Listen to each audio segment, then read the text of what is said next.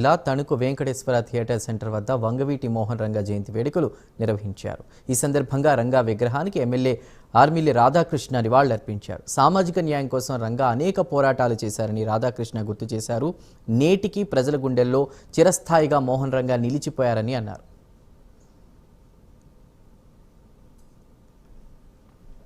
జయంతి సందర్భంగా అందరికీ మోహన్ రంగా గారి 78వ జయంతి శుభాకాంక్షలు తెలియజేస్తున్నాను. ముఖ్యంగా వంగవీటి మోహన్ రంగా గారు పేదలు, బడుగు బలహీన వర్గాల అభ్యున్నతికి పోరాటం చేసినటువంటి వ్యక్తి.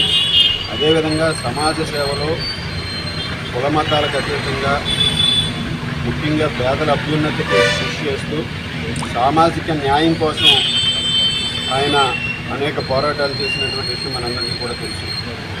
ఈ రాష్ట్రంలో రాజకీయాల్లో కానీ సమాజ సేవలో కానీ ముఖ్యంగా పేదలకు అండగా నిలబడటంలో కానీ మోహన్ రంగా గారి స్థానం ప్రత్యేకం.